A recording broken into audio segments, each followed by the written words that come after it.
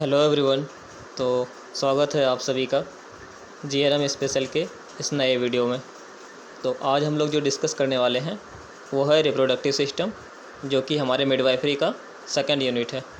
अगर आपने पहला यूनिट नहीं देखा है तो मैं आपको रिकमेंड करूँगा कि आप पहला यूनिट भी देख लें, और आप इस वीडियो के बाद इसी वीडियो के डिस्क्रिप्शन में जाके या फिर पिन कमेंट में चेक कर सकते हैं, आपको उसका लिंक मिल जाएगा, या सिंपली आप मेरे चैनल पे भी जाके उसको देख सकते हैं। तो आज जो हमारा यूनिट है रिप्रोडक्शन सिस्टम, तो इसमें मेनली हमारे जो सिलेबस हैं आईएनसी के अकॉर्डिंग, उसमें हमारे दो ही टॉपिक्स हैं। पहला है फीमेल रिप्रोडक्टिव सिस्टम का रिव्यू करना, और दूसरा है फीमेल पेल्विस के बारे में। तो आज हम लोग रिव्यू करेंगे फीमेल रिप्रोडक्टिव सिस्टम को। फीमेल पेल्विस के बारे में आपको नेक्स्ट वीडियो में बता दिया जाएगा। तो अगर हम लोग जानते हैं अगर हम लोग फीमेल रिप्रोडक्टिव सिस्टम को देखें तो पहले इसका डेफिनेशन देखते हैं कि the reproductive system is responsible for the production of offspring. तो हम लोगों को पता है कि जो भी हमारे बॉडी में अलग अलग तरह के सिस्टम्स होते हैं, तो वो हमारे बॉडी को ज़िंदा रखने के लिए काम करते हैं। पर रिप्रोडक्टिव सिस्टम ही एक ऐसा सिस्टम है जो कि हमें ज़िंदा रखने के लिए नहीं, बल्कि हमारे ऑफस्प्रिंग यानी हमारे बच्चों को पैदा करने के लिए काम करता है। तो ये हमारे जो फीमेल होते हैं उनके बॉडी में जो रिप्रोडक्टिव सिस्टम होते हैं या फिर रिप्रोडक्टिव ऑर्गन्स जो होते हैं, जितने भी अंग होते हैं रिप्रोडक्टिव सिस्टम के अंदर, वो तीन तरह से बांटे जा सकते हैं, या फिर उनके तीन टाइप होते हैं। पहला होता है एक्सटर्नल जेनिटल ऑर्गन, जिसको कि हम लोग बाहरी जननांग बोलते हैं, और दूसरा होता है इंटरनल जेनिटल ऑर्गन, जिसको कि हम लोग आंतरिक जननांग बोलते हैं, और तीसरा होता है एक्सेसरी जेनिटल ऑर्गन, जिसको कि हम लोग सहायक जननांग बोलते हैं। तो अगर हम लोग पहले एक्सटर्नल जेनिटल ऑर्गन की बात करें तो इसको हम लोग बोलते हैं वल्वा। इसका एक और नाम वल्वा होता है। तो इसके अंदर जो कुछ चीज़ें होती है, जो ऑर्गन्स आते हैं, उसके मैं नाम आपको बता रहा हूँ, और साइड में आप डायग्राम है, उस डायग्राम में भी देख सकते हैं कि वो कहाँ पे होता है। तो सबसे पहला होता है मॉन्स प्यूबिस। वैसे इन सारे नामों को आपको इंग्लिश में ही याद रखना चाहिए, बट अगर आपको हिंदी नाम जानना है तो मैं साथ में आपको हिंदी नाम भी बताते चलता हूँ। अगर हम लोग मॉन्स प्यूबिस की बात करें तो उसको बोलते हैं जघन सेल। क्लिटोरिस की बात करें तो उसको बोलते हैं भग सिस्निका।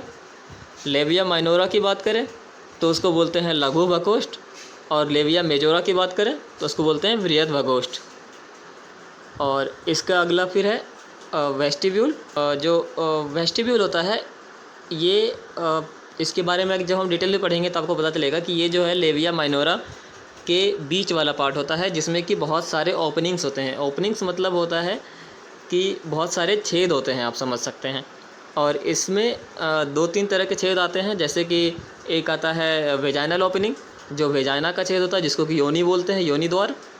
और एक यूरेथ्रल ओपनिंग होता है, जिससे कि जो फीमेल है वो यूरिन पास करती है। उसके बाद दो ग्लैंड होते हैं, और उनके भी सेक्रेशन वाले दो छेद होते हैं। एक होता है बार्थोलिन्स ग्लैंड, एक होता है स्किनिस ग्लैंड। ये ग्लैंड जो होते हैं, ये फीमेल रिप्रोडक्टिव सिस्टम यानी कि जो वल्वा है उसको वेट रखने का काम करता है। ये अलग अलग तरह के सेक्रेशन या म्यूकस को निकालते हैं, जिससे कि जो फीमेल रिप्रोडक्टिव सिस्टम में जो वल्वा होता है वो वेट रहता है। वेट मतलब गीला रहता है। तो अगर इसके डायग्राम की बात की जाए तो यहाँ पे डायग्राम में आपको मॉन्स वेयर्निस दिख रहा होगा। इसी को हम लोग मॉन्स प्यूबिस भी बोलते हैं, इसी का दूसरा नाम है मॉन्स वेयर्निस। तो ये आपको दिख रहा होगा कि ये यहाँ पे होता है। यहाँ पे ये एक फैट का एरिया होता है, फैट वाला। यहाँ पे फैट होते हैं बहुत ज़्यादा। और फिर उसके बाद अगर आप देखें तो यहाँ पे आपको प्रीप्यूस दिख रहा होगा। ये प्रीप्यूस क्या होता है कि ये जो क्लिटोरिस है, क्लिटोरिस के ऊपर जो कवर करने वाला स्किन होता है उसको प्रीप्यूस बोला जाता है। ठीक है। अगर हम लोग बात करें लेविया मेजोरा की, तो ये बाहरी लिप्स जो है ये बोलते हैं लेविया मेजोरा, दोनों साइड से होता है ये। और इसके अंदर वाली जो लिप्स है ये, इसको बोलते हैं लेविया माइनोरा। ठीक है। तो लेविया मेजोरा, लेविया माइनोरा आपको पता चल गया। अगर फिर बात करें वेस्टिब्यूल की, तो वेस्टिब्यूल ये लेविया माइनोरा के अंदर वाले ये पार्ट होते हैं, ये ट्रायंगुलर शेप में होता है ऐसे, तो इसको बोलते हैं वेस्टिब्यूल। उसके बाद ये फोरसेट की बात करें तो फोरसेट वो जगह होता है, ये जगह जहाँ दोनों लिप्स जो लेविया मेजोरा हैं वो नीचे आके जहाँ पे मिलते हैं उस जगह को फॉर्सेट बोला जाता है। उसके नीचे जो पार्ट है उसको पेरिनियम बोला जाता है और उसके नीचे एनस होता है। और यहाँ जो वेजाइना है इसके बीच में एक हाइमन होता है। इन सब के बारे में आपको डिटेल में भी बताया जाएगा। तो अगर हम लोग आगे बढ़ें तो आगे हम लोग देखते हैं, हम यहाँ पे एक्सप्लेनेशन पे आते हैं कि ये सारी चीज़ें क्या होती है। मैं इनके बारे में आपको बताता हूँ। तो ये जो मॉन्स प्यूबिस होता है, जैसा कि आपको यहाँ पे दिख भी रहा होगा कि ये मॉन्स प्यूबिस यहाँ पे होता है। मैंने बताया था ये फैट वाली जगह होती है। तो ये फैट टिश्यू का एक पैड जैसा होता है। और इस पर फैट आते कहाँ से? पहले इस पर फैट नहीं रहता, पर जब फीमेल प्यूबर्टी पे हिट होती है, यानी जब उसका एज 15+ हो जाता है, तो उसके जब उसे पीरियड होना स्टार्ट होते हैं, तो पीरियड के बाद आप लोगों को अगर पता होगा कि मेंस्ट्रुएशन साइकिल में जब ओवरी ओवा रिलीज करती है तो उसके बाद कॉर्पस ल्यूटियम बनता है या फिर ग्राफियन फॉलिकल बनता है। तो जो ग्राफियन फॉलिकल होता है उसके वजह से फैट आने लगता है। और जब मेनोपॉज हो जाता है, यानी कि जब पीरियड आना ख़त्म हो जाता है, तो फिर ये फैट ख़त्म हो जाता है। और इस पे जो हेयर्स आते हैं, यहाँ पे आपको बहुत सारे बाल भी दिख रहे होंगे। ये जो हेयर्स आते हैं ये होता है जब जो किडनी होता है ना, ऐसे किडनी होता है, किडनी के ऊपर एक ऑर्गन होता है ऐसे ट्रायंगुलर शेप में, उसको बोलते हैं एड्रिनल ग्लैंड। तो वो ऑर्गन जो लिक्विड रिलीज करता है, उसके रिलीज होने के कारण यहाँ पे बाल आना शुरू हो जाते हैं। तो अगर हम लोग फिर बात करें लेविया मेजोरा की, तो लेविया मेजोरा जो होता है, जैसा कि मैंने आपको बताया भी था अभी कि लेविया मेजोरा जो होता है ये साइड वाले लिप्स होते हैं और ये बड़े वाले लिप्स होते हैं। इस पर भी फैट आते हैं। इस पे फैट भी होते हैं और सेबेसियस ग्लैंड भी होते हैं और स्वेट ग्लैंड भी होते हैं। मतलब इससे पसीने और अलग अलग तरह के म्यूकस सेक्रेट होते हैं। और इस पे हेयर्स भी आ जाते हैं। जब मॉन्स प्यूबिस पे हेयर आते हैं, ऊपर वाले फैट वाले पार्ट पे हेयर आते हैं, तो इस पे भी हेयर्स आ जाते हैं। तो ये हो गया लेविया मेजोरा। अगर लेविया माइनोरा की बात करें तो लेविया माइनोरा इसके अंदर वाली भाग होती है, जो कि ये छोटी सी लिप्स आपको दिख रही होगी, ये लेविया माइनोरा होती है। तो labia minora generally pink colour की होती है। लेविया माइनोरा में बहुत ज़्यादा मात्रा में नर्व एंडिंग्स होती है, मतलब कि ये बहुत ज़्यादा सेंसिटिव होती है। और अगर हम बात करें फिर क्लिटोरिस की, तो क्लिटोरिस लेविया माइनोरा के ऊपर एक छोटी सी जगह होती है जिसको क्लिटोरिस बोलते हैं। ये जनरली 1 to 1.5 सेंटीमीटर की होती है, 1 से 1.5 सेंटीमीटर की।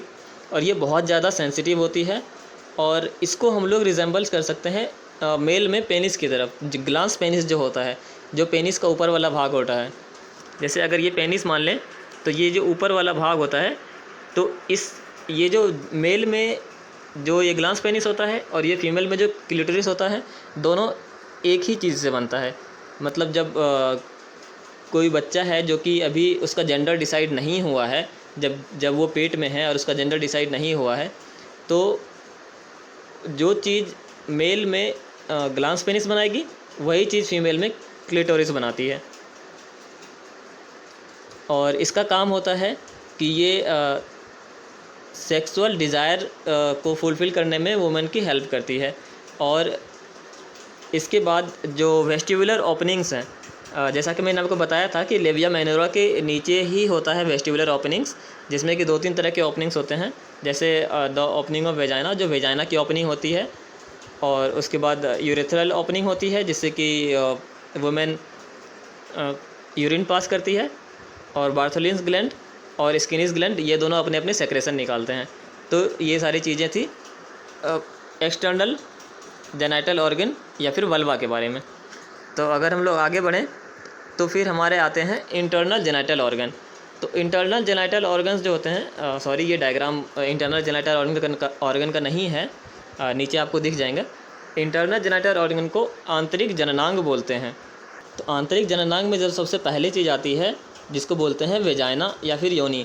हम लोगों ने जो एक्सटर्नल जेनाइटल ऑर्गन में जो वेजाइना के बारे में पढ़ा था, वो वेजाइना की ओपनिंग थी, मतलब सिर्फ बाहरी वाला पार्ट, या फिर उसको एक तरह से जैसे एक कमरे का गेट होता है तो उसको बस आप गेट समझ सकते हैं। तो ये वेजाइना जो है, इसके बारे में हम यहाँ पे डिटेल में पढ़ेंगे। और इसके बाद इसमें और सारे ऑर्गन्स आते हैं, जैसे कि इसमें होता है सर्विक्स, यूट्रस, फैलोपियन ट्यूब और ओवरीज। तो ये सारी चीज़ों के बारे में आपको डिटेल में अभी बताया जाएगा। तो पहले इसके पोजीशन देख लेते हैं कि कौन से कहाँ पे होते हैं। हाँ, तो आपको वेजाइना के बारे में पता चल गया। तो मैं आपको यहाँ पे मार्क करके दिखा देता हूँ कि कौन से पार्ट के बारे में हमने देखा था। तो ये जो वेजाइना का ये पार्ट है, इसका जो बाहरी वाला पार्ट था उसके बारे में हमने एक्सटर्नल जेनिटल ऑर्गन में पढ़ा था। यहाँ पे हम इसके अंदर वाले भाग की बात करेंगे और हम लोग इसमें बात करेंगे यूट्रस के बारे में, हम लोग बात करेंगे फैलोपियन ट्यूब के बारे में, हम लोग बात करेंगे ओवरीज़ के बारे में और हम लोग बात करेंगे सर्विक्स के बारे में। और भी हमें इस पूरे जितने भी इसमें सारी चीज़ें दिख रही है, मैं इन सब चीज़ों के बारे में आपको बताऊंगा।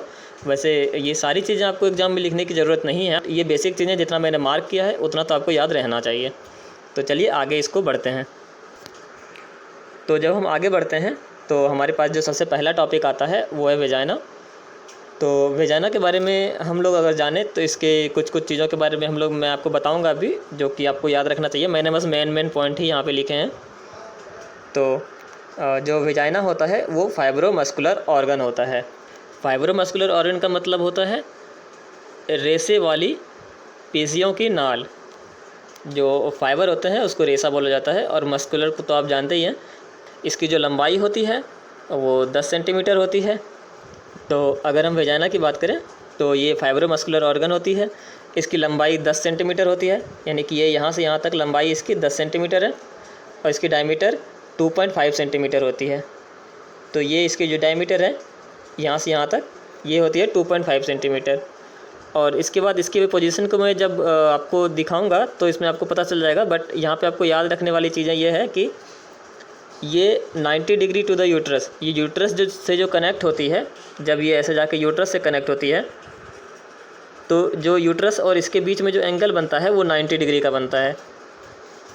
उसके बाद अगर हम लोग बात करें कि वेजाइना का पर्पस क्या है, वेजाइना क्यों है, तो वेजाइना का कुछ पर्पस जो है मैं आपको बता रहा हूँ कि इसका पर्पस होता है जो पेनिस होता है सेक्सुअल इंटरकोर्स के दौरान, जो कि रिप्रोडक्शन का एक प्रोसेस होता है। तो सेक्सुअल इंटरकोर्स के दौरान जो इरेक्टेड पेनिस रहता है और जो सीमन रहता है उसको रिसीव करने का काम वेजाइना का होता है।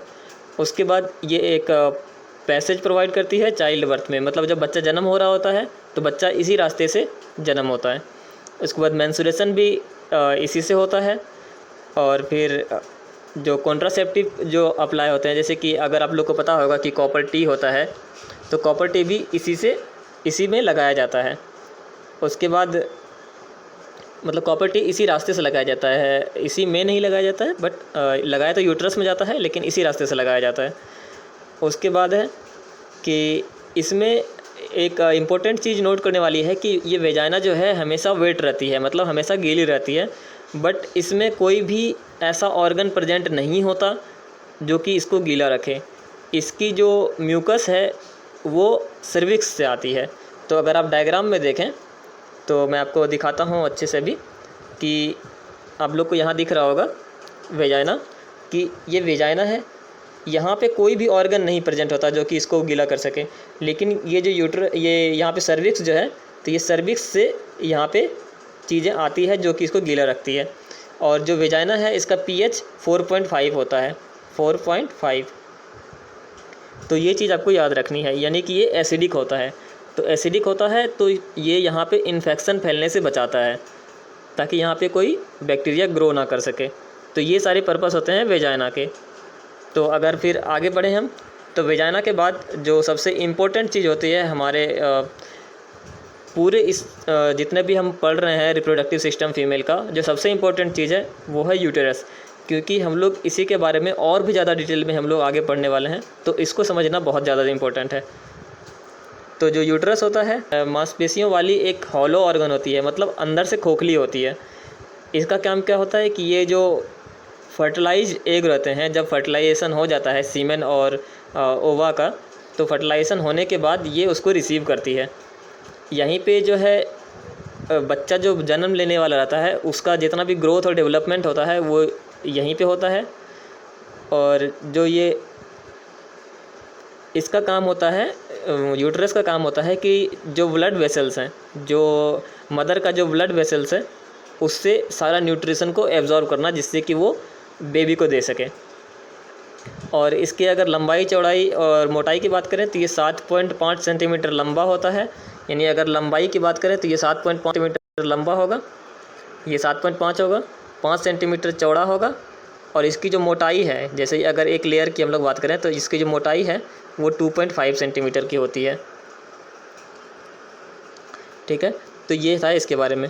और इसके बारे में बात करें तो इसमें 3 लेयर्स होते हैं, जो कि एंडोमेट्रियम, मायोमेट्रियम और पेरीमेट्रियम नाम के 3 लेयर्स होते हैं इसमें।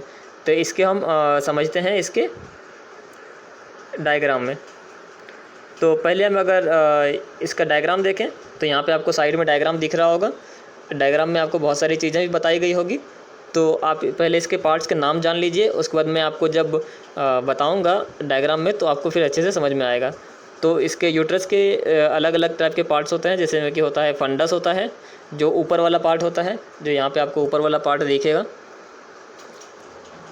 ये ऊपर वाला पार्ट जो है ये फंडस होता है। और फिर होता है बॉडी, तो बॉडी जो इसके नीचे वाला पार्ट होता है ये होता है बॉडी। और बॉडी में फिर आता है कैविटी। तो ये यही जो बॉडी है पूरा इसका यहाँ से यहाँ तक, इसके अंदर जो ये पार्ट है वो कैविटी है, ये यहाँ से यहाँ तक बॉडी है। फिर है सर्विक्स, तो ये नीचे वाला पार्ट जो है जो पतला जैसा पार्ट है वो सर्विक्स है। फिर है इंटरनल ओएस, तो सर्विक्स के ऊपर वाला पार्ट इंटरनल ओएस, बाहर वाला पार्ट एक्सटर्नल ओएस। और द सर्वाइकल कैनाल, तो ये बीच वाला पार्ट जो है वो सर्वाइकल कैनाल होता है। तो इसके बारे में मैं आपको डिटेल में अभी बताता हूँ।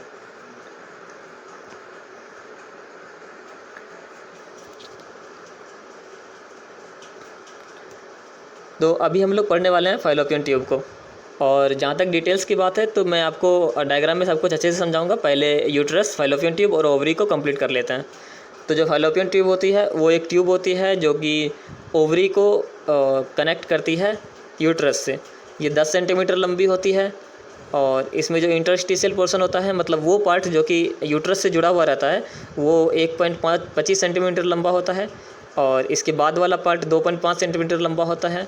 और उसके बाद वाला पार्ट एम्पुला, जहाँ पे कि फर्टिलाइजेशन होता है, वो होता है 5 सेंटीमीटर लंबा। और उसके बाद वाला पार्ट जिसमें कि फिम्ब्राई होता है, जो कि फिंगर लाइक स्ट्रक्चर होता है, मतलब कि हाथ की उंगलियों के जैसा जो होता है स्ट्रक्चर, उसको बोलते हैं इनफंडिबुलम। और फिर इसका काम क्या होता है, ये स्पर्मेटोजोआ को रिसीव करता है। मतलब जब सेक्सुअल इंटरकोर्स होता है तो जो स्पर्म निकलता है उसको रिसीव करने का काम ये यूट्रस से होते होते फाइलोपियन ट्यूब में जाता है, और फिर एक साइट प्रोवाइड करता है फर्टिलाइजेशन के लिए, जहाँ के मैंने आपको बताया कि ये एम्पुला पार्ट होता है जहाँ पे कि फर्टिलाइजेशन होता है। तो चलिए इसके पहले इसको देख लेते हैं अच्छे से। जो ओवरीज होता है, तो ओवरीज को हम लोग फीमेल गोनेट्स बोलते हैं, मतलब कि ओवरीज को बोलते हैं स्त्री का जननांग।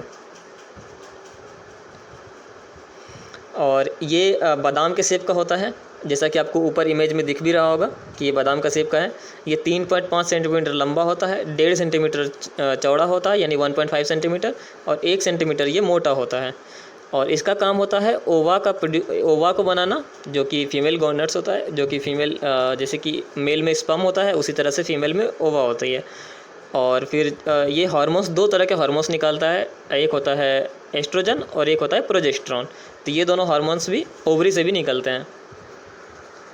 तो अगर हम फिर यहाँ पे डायग्राम पे आते हैं, तो मैंने आपको बताया था कि ये डायग्राम मैं आपको एक्सप्लेन करूँगा। तो यहाँ पे मैं आपको अच्छे से समझाता हूँ इस डायग्राम को, इसमें क्या क्या चीज़ें हैं।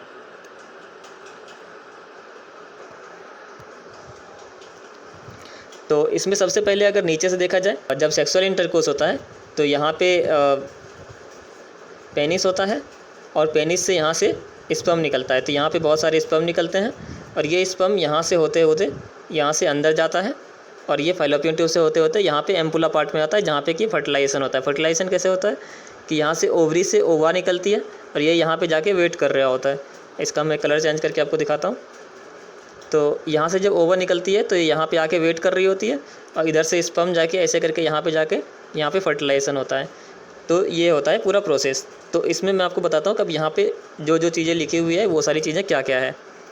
तो अगर इन सारी चीज़ों को देखा जाए तो इसमें सबसे पहले आती है वेजाइना। तो वेजाइना तो आपको पता ही है कि क्या होता है, मैंने आपको ये बताया था कि ये पेनिस को रिसीव करती है और स्पर्म को रिसीव करती है, और ये गीली होती है हमेशा, यानी कि वेट होती है, और ये यहाँ पे इन्फेक्शन होने से बचाती है। फिर होता है सर्विक्स। तो ये पूरा पार्ट जो है, ये पूरा पार्ट होता है सर्विक्स। तो ये सर्विक्स के 2-3 पार्ट अलग अलग डिवाइड किए जाते हैं, जिसमें कि अगर मैं बताऊं तो ये जो नीचे वाला पार्ट है, बाहर वाला पार्ट, इसको बोलते हैं external service, external OS of vaginal cervix. और फिर ये बीच वाला पार्ट जो होता है इसको बोलते हैं इंडो सर्वाइकल कैनाल, मतलब कि ये कैनाल जैसा दिख रहा है इसीलिए इसको कैनाल बोलते हैं। इसके बाद ये ऊपर वाला पार्ट जो होता है उसको बोलते हैं इंटरनल ओएस, यानी कि अंदर वाली सर्विक्स। तो ये पूरा हो गया सर्विक्स, ठीक है। तो ये समझ में आ गया। अब इसके बाद यहाँ पे लेयर्स के बारे में बताए गए हैं कि ये जो सबसे बाहरी लेयर होता है ये होता है एंडोमेट्रियम, यानी कि इधर से ये बाहरी वाली लेयर, ये अंदर वाली लेयर, ये बीच वाली लेयर। तो इन तीनों लेयर का अलग अलग नाम है। ये अंदर वाली होती है एंडोमेट्रियम, बीच वाली होती है मायोमेट्रियम, और जो बाहर वाली होती है इसको बोलते हैं पेरीमेट्रियम, जो कि इसमें लिखा हुआ नहीं है, ठीक है। अब आगे से आगे बढ़ते हैं तो यहाँ पे आप मुझे मिलेगा ये कॉर्पस। ये कॉर्पस पार्ट होता है, कॉर्पस या फिर इसको बॉडी वाला पार्ट भी बोलते हैं, यानी कि यूट्रस का ये बॉडी होता है। तो ये आपको यहाँ समझ में आ गया। उसके बाद देखें फंडस। तो ये जो फैलोपियन ट्यूब है यहाँ से आके जुड़ती है और यहाँ से आके जुड़ती है, दोनों तरफ होती है फैलोपियन ट्यूब। तो ये जो इसके जोड़ने के बाद जो ऊपर वाला पार्ट होता है उसको हम लोग बोलते हैं फंडस। तो ये याद रखना है कि ये ऊपर वाला पार्ट जो होता है वो फंडस होता है, ठीक है। अब आगे देखते हैं तो ये होता है इंटरस्टिशियल पोर्शन। इंटरस्टिशियल मतलब होता है दो जगह के मिलने का, बीच का जगह, यानी कि अगर कोई दो चीज़ मिल रही है तो उसके बीच का जगह जो होता है उसको बोलते हैं इंटरस्टिशियल पोर्शन। तो इंटरस्टिशियल पोर्शन इसको यहाँ पे क्यों बोल रहे हैं, क्योंकि इधर से ये फैलोपियन ट्यूब मिल रही है और ये यूट्रस में आके मिल रही है। तो ये बीच का जो जगह है इसको बोलते हैं इंटरस्टिशियल पोर्शन, जो कि आपको यहाँ दिख रहा होगा। तो अगर हम लोग यहाँ पे देखें तो ये यूट्रस जो है इसके मैंने जो आपको बताए थे कि ये 7.5 सेंटीमीटर लंबा होता है और 5 सेंटीमीटर चौड़ा होता है और 2.5 सेंटीमीटर ये मोटा होता है। तो ये यहाँ पे आपको दिख जाएगा, ठीक है। मैंने मार्क भी कर दिया है बोलते बोलते, तो आप समझ जाइएगा। और इसके बाद फिर अगर देखें तो ये जो ओवेरियन लिगामेंट है, लिगामेंट के बारे में मैं आपको अभी थोड़ी देर के बाद बताता हूँ। पहले फैलोपियन ट्यूब का पार्ट समझ लेते हैं। तो फैलोपियन ट्यूब के जो मैंने आपको पार्ट्स बताए थे, ये इंटरस्टिशियल पार्ट, और फिर मैंने आपको बताए थे ये स्टमस वाला पार्ट, और फिर ये एम्पुला वाला पार्ट, ये पार्ट सबसे बड़ा होता है, और इसके बाद होता है ये इनफंडिबुलम वाला पार्ट, ठीक है। ये होता है पूरा फैलोपियन ट्यूब का पार्ट। ये भी आपको समझ में आ गया। यहाँ पे इंटरस्टिशियल लिखा हुआ है, यहाँ पे स्टमस लिखा हुआ है, एम्पुला लिखा हुआ है और इनफंडिबुलम लिखा हुआ है। ये सारी चीज़ें हो गई। अब देखो अगर आगे बढ़ा जाए तो इसमें फिर ये जो ऊफरॉन है या फिर ये जो हाइड्रेटेड है इसको हमें पढ़ने की ज़रूरत है नहीं, क्योंकि ये जो पहली बात तो ये जो ऊफरॉन है ये वेस्टिजियल ऑर्गन हो चुका है। मतलब कि ये ऐसा ऑर्गन जो कि बहुत पुराने ज़माने में हमारे बॉडी में काम होता था बट अब नहीं होता, तो इसको पढ़ने की ज़रूरत है ही नहीं, ना ही इसको आपको एग्ज़ाम में लिखना है, कोई ज़रूरत नहीं है। और उसके बाद जो अगर इसके बाद ये हाइड्रेटेड ऑफ मॉर्गन, तो ये हर फीमेल में नहीं होता, ये सब में अलग अलग होता है और इसका भी कोई काम नहीं है हमारे बॉडी में, तो इसको पढ़ने की भी ज़रूरत नहीं है। तो उसके बाद जो आता है यहाँ पे हमारा मेन चीज़ ये होता है ओवरी। तो ओवरी के अंदर आपको दिख रहा होगा कि जो ओवरी है, अगर मैं आपको इसको जूम करके दिखाऊँ आपको, तो एक मिनट में जूम करके दिखाता हूँ। तो ये मैंने इसको जूम कर दिया है। यहाँ पे आप देख सकते हैं कि ये जो ओवरी है इसमें आपको दिख रहा होगा कि यहाँ पे बहुत सारे छोटे छोटे दिख रहे होंगे। अगर आपको नहीं दिख रहा है तो आप थोड़ा क्वालिटी बढ़ा के देख सकते हैं, तो आपको दिख जाएंगे। यहाँ पे बहुत छोटे छोटे दिख रहे होंगे आपको। ये फॉलिकल होते हैं, ये फिर ग्रो होकर यहाँ पे बड़े होके आते हैं। ये बड़े होने के बाद यहाँ से रिलीज होते हैं। रिलीज होने के बाद ये जो फिंगर लाइक स्ट्रक्चर है, यहाँ पे आपको जो दिख रहे होंगे फिंगर लाइक स्ट्रक्चर ऐसे ऐसे, तो ये इसको क्या करते हैं, कैच करते हैं और ये यहाँ पे लाके इसको वेट करते हैं। यहाँ पे इधर से फिर स्पर्म आता है, तो यहाँ पे फर्टिलाइजेशन होता है, जिसके मैंने आपको बताया कि यहाँ पे आके फर्टिलाइजेशन होता है। तो ये हो गया ओवरी हमारा। तो ओवरी के बाद अगर कुछ और चीज़ देखना है यहाँ पे आपको, तो यहाँ पे कुछ चीज़ें और दिखेंगे आपको। तो अब हम लिगामेंट पे आते हैं। तो यहाँ पे मैं आपको बताता हूँ कि एक मिनट,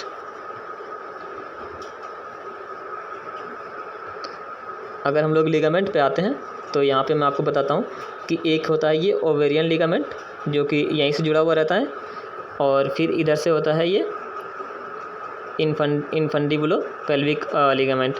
तो ये क्या करता है कि इधर से ये ओवरी को पकड़ के रखता है और इधर से ये ओवरी को पकड़ के रखता है, लेकिन ये लिगामेंट जो इधर जाता है ना, ये क्या करता है कि ये फिम्ब्राई जो ये वाला पार्ट है इसको भी पकड़ के पीछे पेल्विक वाले दीवार से चिपका के रखता है। मतलब ये एक तरह से लटका हुआ ऑर्गन रहता है लेकिन चिपका हुआ रहता है दीवार में, जिसको कि पेल्विक वॉल बोलते हैं, यानी कि पेल्विक का दीवार, तो उसको।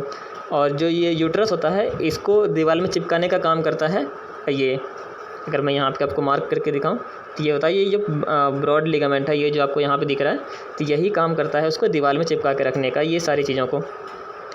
और उसके बाद मैं आपको यहाँ पे एक और चीज़, बहुत इंपॉर्टेंट चीज़ जो है यहाँ पे मैं आपको दिखाता हूँ कि अगर इन सबको हटा दें तो ये जो है यहाँ पे, ये जो आप यहाँ मार्क कर रहे हो, मैं यहाँ मार्क कर रहा हूँ, देख तो अगर दिख रहा होगा आप लोगों को, तो ये जो यहाँ पे है ये होता है यूट्राइन वेसल्स। और ये यूट्राइन वेसल्स जो होता है, इसी से इस पूरे एरिया को ब्लड की सप्लाई मिलती है, यानी कि ब्लड से ही हर जगह न्यूट्रिशन पहुंचता है, खाना पीना। तो इन लोगों का जो खाना पीना होता है वो इन्हीं से होता है। यहाँ पे ये आपको एग्ज़ाम में बनाने की बहुत ज़्यादा ज़रूरत है नहीं है, अगर आप चाहें तो बना सकते हैं। तो यही होता है यूट्राइन वेसल्स, जिससे कि ये इनको यहाँ पे सारी चीज़ें मिलती है। तो आई थिंक मैंने सारी चीज़ें आप लोगों को बता दी इसमें।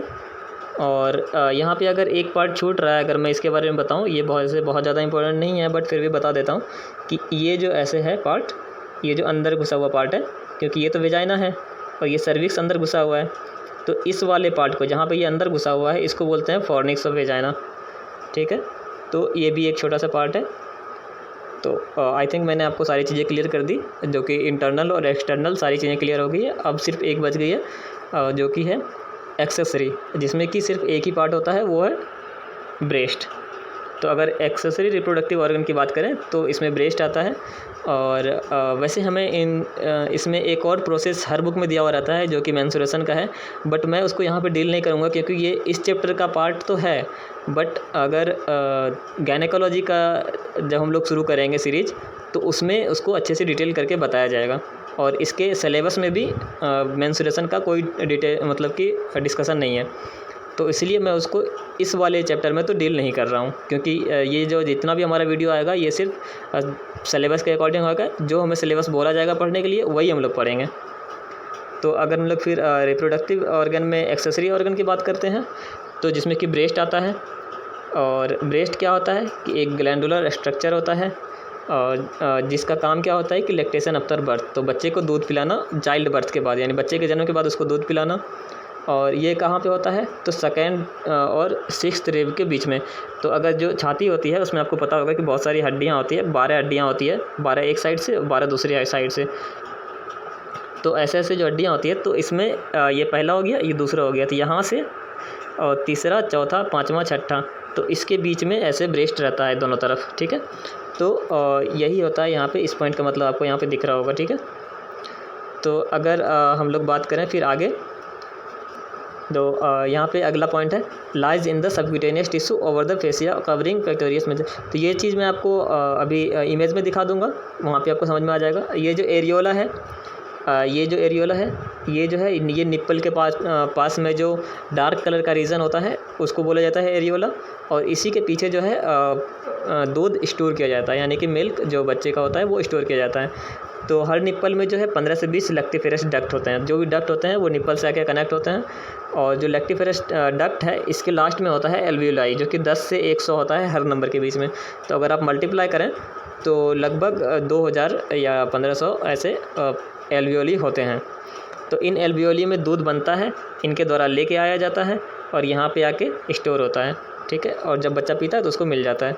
तो ऐसे होता है सारा प्रोसेस इसमें। तो अगर फिर आगे बढ़ा जाए तो मैं आपको फिर इसका डायग्राम के बारे में सब कुछ समझाता हूँ। तो अगर इसके डायग्राम के बारे में बताया जाए,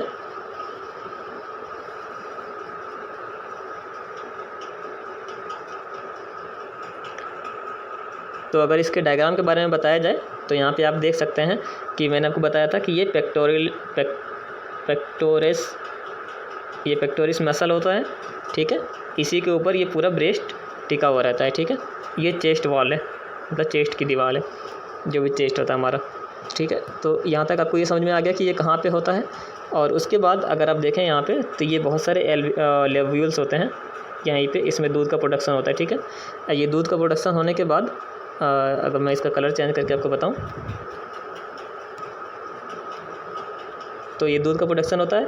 फिर यहाँ से इसको लेके आया जाता है, यहाँ पे सब तरफ से लेके आया जाता है, यहाँ पे लेके आया जाता है। और ये पार्ट होता है एरियोला। तो एरियोला में क्या होता है कि यहाँ पे दूध को स्टोर किया जाता है। तो यहाँ पे ये स्टोर होता है, ठीक है, ये स्टोर होता है यहाँ पे। और इसके बाद फिर ये निप्पल है जो कि आपको यहाँ दिख रहा है। तो यहाँ से जब बच्चा निप्पल को चूसता है तो इसको यहाँ से दूध उसको मिल जाता है। और ये यहाँ पे नीचे आपको फैटी टिश्यू दिख रहा होगा, ये सारी चीज़ें। तो ये पूरा प्रोसेस होता है यहाँ पे, ठीक है। अगर आपको समझ में आ गया तो ठीक है, आप मुझे कमेंट करके बता सकते हैं। और अगर नहीं समझ में आया तो मैं कोशिश करूँगा कि मैं कुछ और दूसरे तरीक़ों से मैं इसको समझा सकूँ, बट मैंने अपनी पूरी कोशिश की है इसको समझाने की। तो जो भी है वो आप मुझे कमेंट में ज़रूर बताएं। तो आज के लिए बस इतना ही रखेंगे। और जहाँ तक बात है फीमेल पेल्विस की, तो उसका वीडियो मैं 1-2 दिन में ज़रूर लेके आऊँगा। एक्चुअली फीमेल पेल्विस समझने में डायग्राम से ज़्यादा अच्छा, डायग्राम से हमें सब कुछ समझ में तो आ जाएगा बेसिक चीज़ें, बट उसको क्लियर करने के लिए उसको प्रैक्टिकल में भी बहुत ज़्यादा यूज़ किया जाता है। तो मैं कोशिश करूँगा कि फ़ीमेल पेल्विस का रियल पेल्विस को उठा के जो कॉलेजेस में होता है उसको उठा के भी आपको समझा सकूँ। तो अगर हो पाएगा तो ज़रूर करूँगा। बाकी जो भी आपको जैसा भी है, जो भी सजेशन है वो आप मुझे कमेंट में दे सकते हैं। कोई क्वेश्चन है तो वो भी आप मुझे कमेंट में बता सकते हैं। और चैनल को सब्सक्राइब करके शेयर ज़रूर करें। और समझाने का तरीका कैसा लग रहा है वो भी आप मुझे कमेंट में ज़रूर बताएं। तो थैंक यू, मिलते हैं नेक्स्ट वीडियो में।